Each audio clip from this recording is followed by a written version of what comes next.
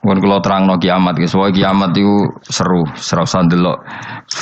Nggih, kiamat itu seru, ora usah ndelok. Anjing ben kiamat itu semua orang dihisab, termasuk sampean-sampean bareng dihisab. Pertama sing dijak itu jelas salat. Jadi kalau masalah ibadah mahdhah itu salat, nah masalah sosial itu asal tidak saling bunuh. Terus kalau terangaken ya, terus ngendikane Rasulullah sallallahu alaihi wasallam ngendikane la yazalul mar'u fi fushatin min dini malam yusib daman haroman. Balen malih nggih. La yazalul mar'u fi fushatin min dini malam yusib daman haroman. Seseorang itu boleh serilek-rileknya dalam beragama asal dia tidak punya masa lalu mengalirkan darah yang terhormat. Gamane cara Jawa ora tau mateni wong, ora tau mateni wong, ora tau mateni wong mukmin utawa ora oleh mateni wong sing muahad atau mustaman. Ya ada aturannya lah. Jadi kalau sampean urip ra tau mateni wong iku wis cara beragama iku rileks karena fifus satin minti. Nah tentu mateni itu ada banyak sebab, diantaranya fatwa yang ekstrim. Sehingga ulama dulu itu senang guyon sampai keterusan saiki.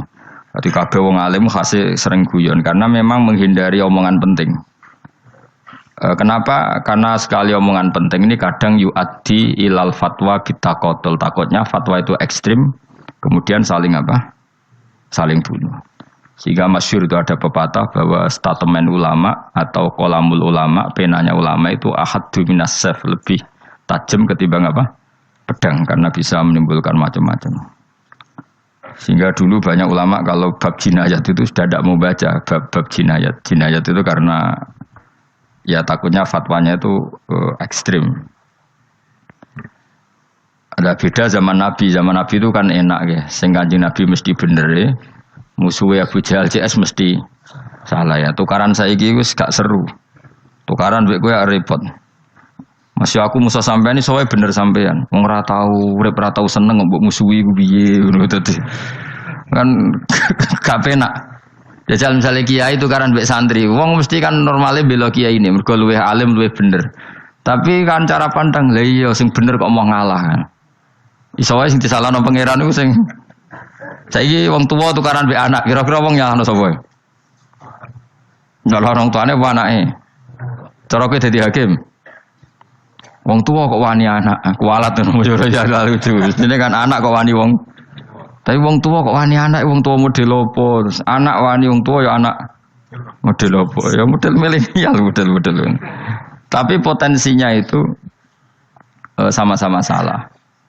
Sehingga ulama itu mulai dulu itu menghindari, ngendikan penting itu menghindari. Karena ya tadi takut fatwa itu.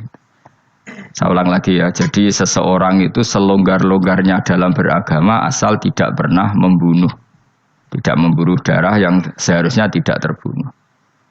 Terus kalau masalah ibadah itu Allah ngambilnya sholat. Awwalu ma yuhasabu bil mar'u napa?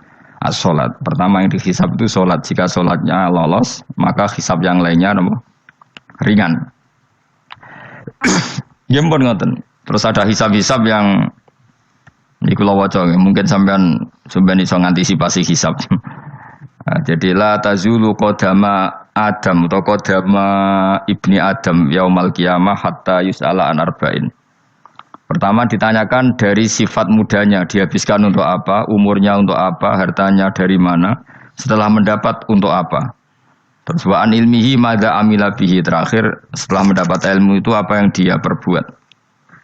Mulane ada orang tua ilmu tidak ditakoki wae pangeran ora apa takoki. Ilmu iso nglakoni. Mboten gadah ilmu ya Gusti. Terus serepet sampeyan. Dunya mboten gadah dunya. Lha opo ning dunya nggih ngentosi mati sing pun niku aman apa? Sebab itu orang fakir itu masuk surga lebih cepat timbang orang kaya kacek pinten 500 tahun ketakoki. Dia apa mboten gadah napa-napa. Iso ngaji mboten. Jadi gak perlu pertanggungjawaban mereka napa. Sekacau kan. Nah, sementing kalau terang ngeten ya, ini penting rungokno. Mahsyar itu maknane iku nggon giringan. Terus kiai kuno maknane bayangno nggon mahsyar itu maknane tempat dihalonya semua manusia. Terus mauqif itu tempat diberhentikan, apa tempat diberhentikan. Terus di situ Anda innahum mas'ulun, mereka semuanya ditanya, dihisab. Semuanya dihisab. Terus ngendikane Kanjeng Nabi, hasibu anfusakum qabla an tuhasabu. Menghisablah diri kamu sekarang sebelum kalian semua dihisab.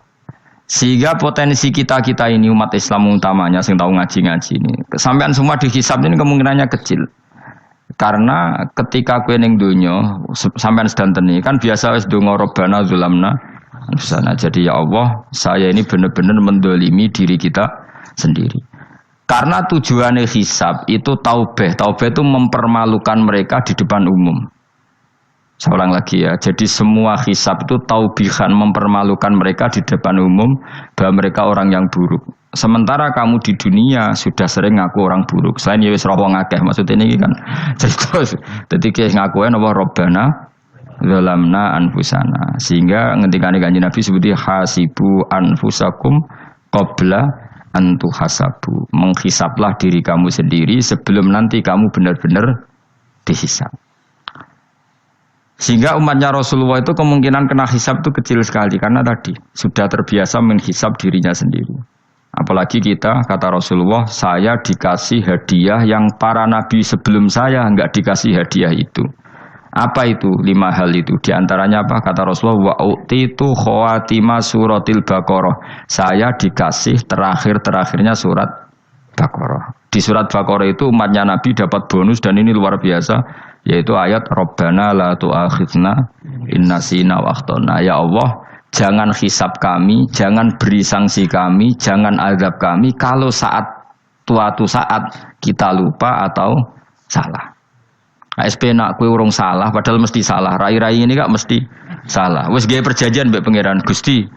Ndamel perjanjian dong, apa? Setiap saat salah langsung sepuro. Mohon mboten usah istighfar malih, mohon niki mohon niku. Terus deal, sebagai deal ini. Lah itu ngendikane Kanjeng Nabi senyum-senyum senenge ra karuan. Dan setiap itu dibaca oleh umatku, Allah sudah jawab qala na'am. Jadi Rabbana la tu'akhidna in nasina aw akhtana. Terus qala Allah menjawab na'am. Terus Rabbana wa la tahmil alaina isron kama hamaltahu 'alal ladzina min qablina. Nabi Muhammad jawab, Allah menjawab na'am. Sampai terakhir wa'fu anna, Allah jawab na'am. Kemudian para kiai itu punya kiat supaya umatnya itu hafal itu. Terus jadi bahan tahlil itu masalah ya. Faminhum ya faminhum. Sing tahlil ya ora paham, sing kritik ya ora paham. Alhamdulillah itu mesti padha-padha ra kena hisab. Mergo padha-padha ora napa? Paham. Dadi ora ana barokah kaya goblok wis barokah tenan. Mergo sing lakoni ya ora paham, sing kritik ora paham. Jadi kalimat yang di akhir surat Baqarah itu adalah termasuk hadiahnya Rasulullah yang tidak diberikan pada Nabi sebelumnya. Ini apa ini?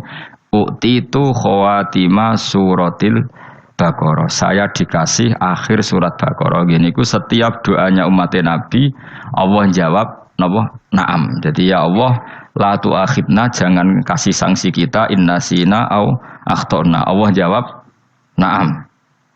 Itu satu. Terus kedua, umatnya Nabi itu kalau dosa itu tidak perlu prosedurnya harus istighfar. Banyak amalan yang menjadikan diampuni. Misalnya kafaratul majlis itu lafadznya agak istighfar. Subhanakallahumma bihamdik misalnya.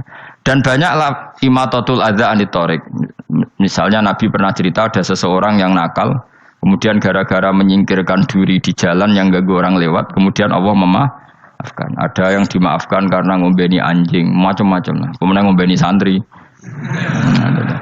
macam-macam.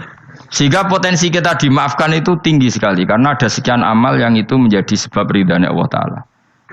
Malah kalau dalam dunia wali itu ada seorang wali mau ngarang kitab, kemudian tintanya itu diminum lalat, dia membiarkan tinta itu sampai lalatnya sampai kenyang, kemudian gara-gara itu dimaafkan oleh Allah Subhanahu Wa Taala. Banyak sekali.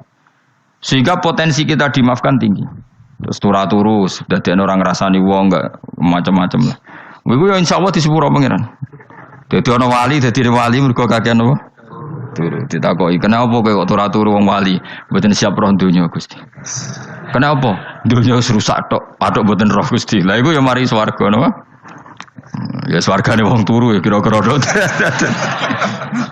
Tapi jadi umat Nabi itu luar biasa.